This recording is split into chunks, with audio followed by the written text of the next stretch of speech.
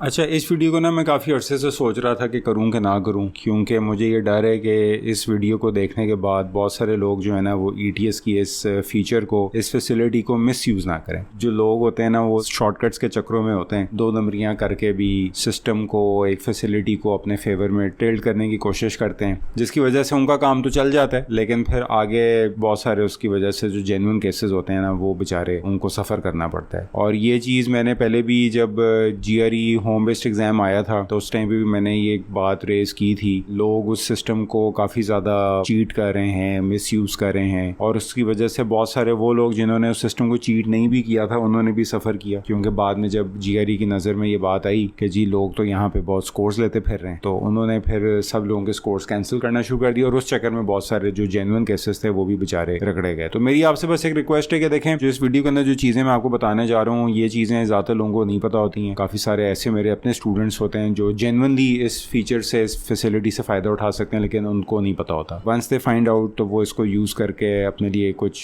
Facilities extra ETS से request कर लेते हैं। If you don't fall into this category तो please do not try to fake anything and misuse this facility, because इससे आप तो निकल जाएंगे हो सकता, लेकिन आगे आने वाले लोग और आपका मुल्क और आपकी जो सारे जूनियर्स हैं वो डेफिनेटली इस चीज़ से सफ़र करेंगे। और सीधी बात है, रेप्यूटेशन हमारे अपने मुल्कों की ही ख़राब होती है, इससे फ़ायदा तो आपके अलावा तो किसी को भी नहीं होता। बेसिकली जो GRE है ना वो आपको अलाउ करता है कि आप कुछ फैसिलिटीज़ एक्स्ट्रा उनसे रिक्वेस्ट कर सकते हैं in order to take your GRE exam. इस फैसिलिटी के अंदर आपको 100% एक्स्ट्रा टाइम भी मिल सकता है, आपको एक्सटेंडेड ब्रेक्स भी मिल सकती हैं, आपको काफ़ी ज़्यादा चीज़ें जो कि मैं आगे वीडियो के अंदर आपके साथ डिटेल करूँगा। मुझे ये वीडियो बनाने की नीड फील क्यों हुई है, उसकी वजह ये है कि मैं एक स्टूडेंट के साथ एक 1-to-1 सेशन कर रहा था, and that student was really good when it came to absorbing concepts और अंडरस्टैंडिंग स्टफ। प्रैक्टिस क्वेश्चंस के अंदर भी फिनोमिनली गुड परफॉर्म करता था, लेकिन जब हम आए मॉक एग्जाम्स के ऊपर, टाइम प्रैक्टिस के ऊपर, तो suddenly he collapsed, he mentally collapsed, और वो इस हद तक कोलैप्स कर गया कि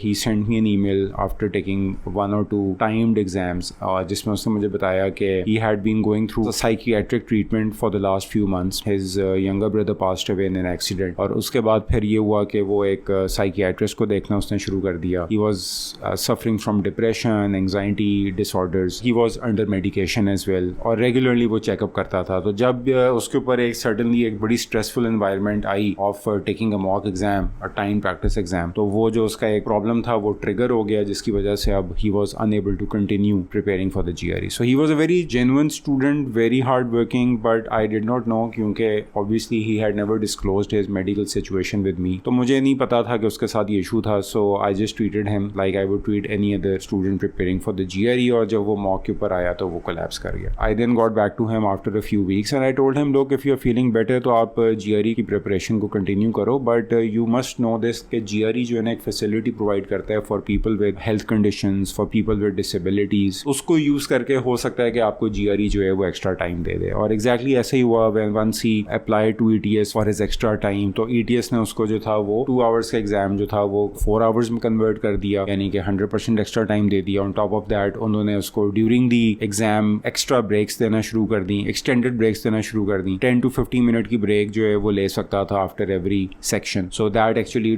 टुक his test time to almost 5 hours. He performed phenomenally on that exam। फिर इसी तरह मैं आपको एक और एग्जांपल देता हूँ। There was another student, he was suffering from ADHD, जिसको अटेंशन डेफिसिट डिसऑर्डर कहा जाता है। So he had a lot of problem focusing on questions, focusing while he was preparing, और उसके बाद वो इजीली डिस्ट्रैक्ट हो जाता था और उसका माइंड वॉन्डर ऑफ कर जाता था। सो उसके साथ जो मेरे सेशंस थे, यूजुअली अगर 1.5 आवर का मैं सेशन रखता था तो उसके साथ मुझे वो सेशन जो था वो 45 मिनट्स का रखना पड़ता था। Even sometimes less than that, around 30 minutes में हम सेशन को रैप अप कर देते थे, क्योंकि उसके बाद वो डिस्ट्रैक्ट हो जाता था, वो फोकस नहीं कर पाता था, वो एग्जॉस्ट फटीग्ड फील करता था। When I inquired with him I found out कि he was suffering from ADHD, और उसका भी एक पिछले 1.5 to 2 years से ट्रीटमेंट भी ऑनगोइंग था। उसने जब GRE के पास अप्लाई किया तो he got 50% extra time, he got a couple of extended breaks in between as well. इसी तरह एक और एग्जांपल, ये थोड़ी पुरानी है, this is pre covid. There was a girl that I was teaching, and at that time I used to have these physical group sessions. उसको एक विजुअल इम्पेयरमेंट थी। She came to the classes, she sat in the first row, she used to see what was going on the white board. जो computer screens होती थी उनको वो face नहीं कर सकती थी। She could not make out के लैपटॉप पे क्या लिखा हुआ है या कंप्यूटर स्क्रीन पे क्या लिखा हुआ है, and she needed a lot of assistance as well. When she came to the class तो उसके पास एक असिस्टेंट होता था who used to read out the questions to her that were given as handouts in the class. I made her apply apply to ETS और उसको फिर उन्होंने जब उसका केस अप्रूव हुआ तो उन्होंने उसको एक तो पेपर बेस्ड टेस्ट दिया जिसके अंदर लार्ज फॉन्ट्स थे ना, ताकि शी को read properly what was going on. दूसरा उन्होंने उसके लिए ये किया कि उसको एक ह्यूमन रीडर और एक ह्यूमन स्क्राइब। ह्यूमन रीडर क्या करता था कि वो जब रीडिंग कॉम्प्रीहेंशन या कोई भी क्वेश्चन आता था उसके बुकलेट के ऊपर तो वो उसको रीड करके बताता था कि भाई ये क्वेश्चन है। और फिर एक ह्यूमन स्क्राइब क्या करता था कि वो जो फॉर एग्जांपल जिस तरह उसने अपना ऐसे वो है तो ऐसे का टॉपिक जब उसको बताया तो वो रीड आउट करती थी अपने थॉट्स को, तो वो human scribe used to write it down for her. Back then there was the longer GRE which was almost 4 hours long, तो उसको 8 आवर्स इंक्लूडिंग ब्रेक्स कोई 9.5 आवर्स यानी कि ऑलमोस्ट द होल डे उसको मिला था to take the exam and she later on got the Fulbright scholarship. ETS जो है ना, they are willing to accommodate you to a lot of extent as long as you have a genuine condition. इसमें एक चीज मैं आपको जरा बता देता हूँ कि देखें आपकी कोई कंडीशन कोई बहुत सीरियस कंडीशन नहीं होनी चाहिए कि जैसे होती है ना कि ADHD फिर ऑटिज्म है फॉर एग्जांपल, या कोई ब्रेन इंजरीज होती हैं, ट्रॉमेटिक ब्रेन इंजरीज हैं, तो कुछ लोगों के बहुत ज्यादा साइकोलॉजिकली सिवियर किस्म की प्रॉब्लम्स होती हैं। They have been getting treatment for many years, लेकिन कुछ केसेस में कंडीशंस इतनी सिवियर नहीं होती। फॉर एग्जांपल लोगों को डायबिटीज है तो उनको रेगुलरली खाना होता है, तो अब वो अगर आप एग्जाम 2 आवर एग्जाम के अंदर अगर आप बैठे हैं and your energy runs low because of your diabetic condition, तो यू कैन रिक्वेस्ट ETS के भाई वो आपको कुछ खाने दें एग्जाम के अंदर। या फॉर एग्जांपल आपने कोई मेडिकेशन लेनी है तो आप ETS को रिक्वेस्ट कर सकते हैं, तो वो आपको बीच में मेडिकेशन की ब्रेक्स दे देंगे। आपने कोई बाथरूम ब्रेक्स लेनी है because of your condition, some people have this issue, they need to go to the restroom every now and then, case आपका वो अप्रूव कर देते हैं और आपको फिर वो ब्रेक्स मिलना शुरू हो जाती हैं। तो बहुत सारे लोग ये मैंने देखा है कि उनको प्रॉब्लम्स होती हैं, they are not very severe, however they feel like अच्छा यार अब इसके साथ हमने चलना ही है, गुजारा करना है, मैनेज करना है। कीप इन माइंड कि ETS is willing to go at length to accommodate you if you have any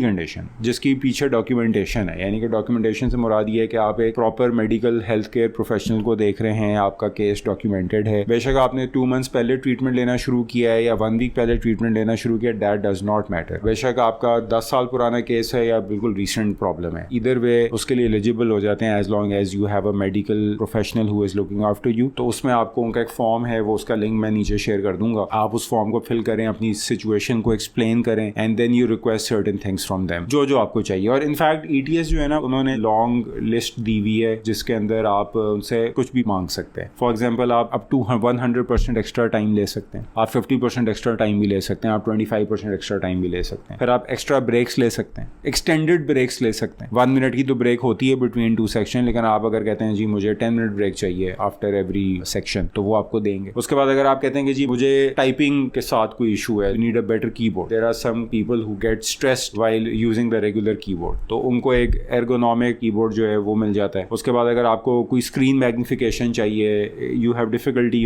reading from the screen जो रेगुलर फॉन्ट होता है, आप कहते हैं मुझे स्क्रीन मैग्निफिकेशन चाहिए, मुझे खास किस्म के कलर्स चाहिए स्क्रीन के ऊपर, तो वो सारी आपको असिस्टेंस मिल जाती है। आप कहते हैं जी मुझे कोई ह्यूमन असिस्टेंट चाहिए, for example if you have a hearing impairment, जाहिर है जो आपका चेक इन प्रोसेस होता है उसमें they ask you certain questions and if you have a hearing impairment तो they will give you some human assistant जो आपको चेक इन प्रोसेस के अंदर असिस्ट करेगा। आपको विजुअल इश्यूज हैं, आप रीड नहीं कर सकते, आपको पेपर बेस्ड एग्जाम चाहिए because you can't read from the screen, you can't concentrate on the screen, your eyes get watery और आपकी आईज अंडर स्ट्रेस आ जाती हैं, या आपकी आई साइड के इश्यूज हैं कि जिसकी वजह से doctor has told you not to look at computer screen for a longer period of time, तो आप जाके उनसे पेपर बेस्ड एग्जाम रिक्वेस्ट कर लें। आप उनसे कोई लार्ज फॉन्ट साइज आप रिक्वेस्ट करना चाहते हैं on a paper based exam, वो आप उनसे रिक्वेस्ट कर सकते हैं। जिस तरह ये भी मैंने बताया था कि this girl who was visual impairment थी, उस केस के अंदर उन्होंने उसको एक ऑडियो की ऑप्शन भी दी थी कि अगर आपको हम एक ऑडियो वर्कबुक दे दें जो आप अपने कानों में लगा लें और आप पैसेजेस को सुन लें या क्वेश्चंस को सुन लें। Although she did not opt for that, she opted for a physical helper, but आप वो भी चीज़ कर सकते हैं। सो एक लॉन्ग लिस्ट है, this is not like a limited list. अगर आपकी इसके ऊपर कोई एक्स्ट्रा कोई प्रॉब्लम है और आप कहते हैं कि जी मुझे इसके अलावा कुछ असिस्टेंस चाहिए फ्रॉम ETS तो you can request that. 2-3 examples आपके साथ शेयर कर दिए ना, उसके अलावा भी मैं आपको बता देता हूँ। मतलब I had like a few students who had some learning disabilities, जैसे डिसलेक्सिया होता है, दे वर डिसलेक्सिक, तो उनको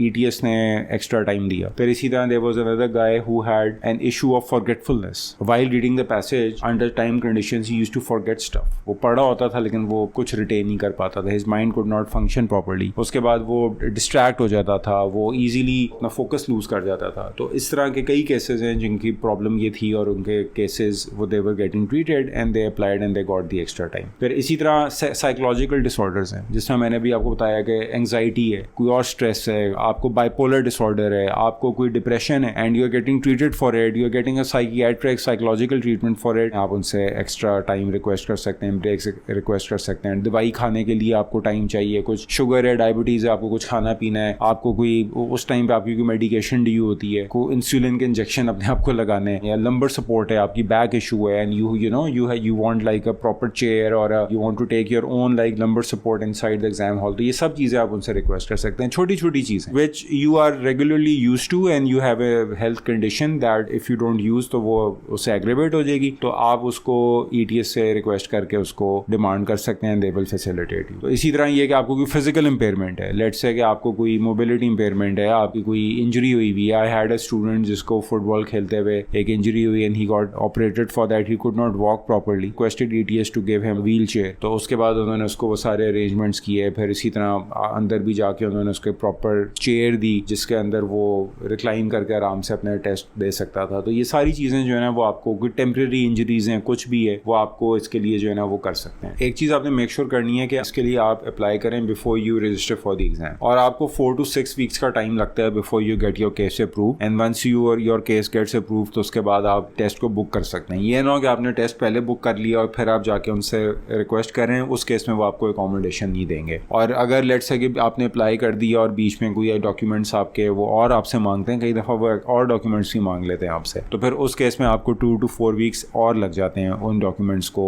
अप्रूव होते होते। सो आप अपने जहन में रखिएगा कि 1 to 2 मंथ्स का टाइम पीरियड होता है जो आपको वेट करना पड़ता है before your case gets approve. और मेरे एक्सपीरियंस में ये प्रोसेस बहुत सीमलेस होता है। जो जेन्युइन केसेस होते हैं उनका इंस्टेंटली अप्रूव हो जाता है, लेस देन 4 वीक्स में उनका केस अप्रूव हो जाता है। और ये चीज़ आपके टेस्ट स्कोर पे भी रिफ्लेक्ट नहीं करती है। जिस तरह कई लोगों का ये भी कंसर्न होता है कि जी अगर हम इस तरह से एग्जाम दें तो कल को हमारे टेस्ट स्कोर पे ये चीज़ रिफ्लेक्ट ना हो। वैसे तो मैं आपको एक बात बताऊं कि if you have a health problem, if you have a learning disability और any other psychological physical impairment, तो आप को जो US के प्रोग्राम्स भी जो होते हैं ना वो भी बहुत ज़्यादा अकोमोडेट करते हैं, और टू द एक्सटेंड के वो आपको थोड़ा सा एज भी दे देते हैं इस चीज़ का कि आप इन चीज़ों से गुजर रहे हैं, तो you are not like a normal candidate like other people, so you are at a disadvantage, so they give you some extra points for that. तो कई दफ़ा मैंने देखा है कि लोग इस चीज़ से घबरा रहे होते हैं कि यार उनको ना यूनिवर्सिटी को ना पता चल जाए। They really encourage people with such conditions to apply because उन्होंने एक डाइवर्सिटी मेंटेन करनी है, फिर उन्होंने इक्वल अपॉर्चुनिटी का भी उनका एक होता है कि भाई हमने सबको अपॉर्चुनिटी देनी है। तो अगर एक बंदा थोड़ा सा हैंडीकैप्ड है तो उसको वो अकोमोडेट कर रहे होते हैं, उसको वो बल्कि एक्स्ट्रा थोड़ा फेवर कर रहे होते हैं। आई नो कि बहुत सारे लोग इस वीडियो को देखते हुए सोच रहे होंगे कि यार